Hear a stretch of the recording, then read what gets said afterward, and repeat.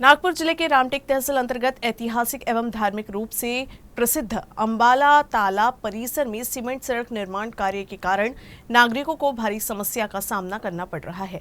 इसके साथ ही निर्माण कार्य में लगे श्रमिकों को भी आवश्यक सुविधा प्रदान नहीं की जा रही है। अंबाला तालाब का धार्मिक महत्व भी है। यहाँ दशक्रिया करने के लिए भी दूर दूर से लोग आते हैं। इसी परिसर में इन दिनों सड़क निर्माण का कार्य शुरू है, जिसमें ठेकेदार के द्वारा बिना नियोजन के किए जा रहे निर्माण प्रक्रिया के कारण नागरिकों को काफी परेशानी हो रही है।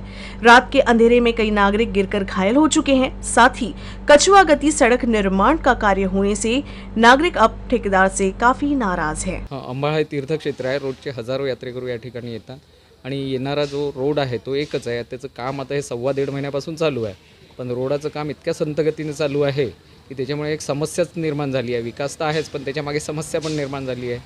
जे कोणी रोड करणारे असतील त्यांनी त्याच्यावर जे त्वरित कारवाई करायला पाहिजे। लवकरात लवकर रोडाचं काम पूर्ण व्हायला पाहिजे। किती वेळात होते याचंही एक पिरियड सांगितलेलं नाही आहे, पण हे जे 1.25 महिन्यापासून जे कार्यक्रम जो रोडचं काम चालू आहे त्या कामामध्ये म्हणजे येणारे रुग्ण, आमच्या इथे असणारे रुग्ण, त्यांना कसं काय दवाखान्यात पोहोचवायचं बा। आमची मागणी अशीच आहे की लवकरात लवकर काम व्हावं आणि कामाचे टप्पे काम लवकरात लवकर व्हावा आणि आम्हाला जे धीमी गतीने त्या स्पीडने व्हायला पाहिजे बा।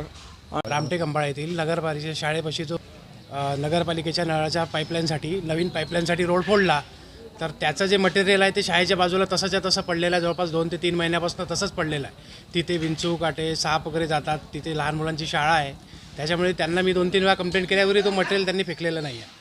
आणि सतत दुसऱ्या त्या पर्यायी रोडसाठी पण मी त्यांना विनंती केली होती, त्यांनी तसंच टाळाटाळ करत तो रोडाचं काम थांबवून दिलं।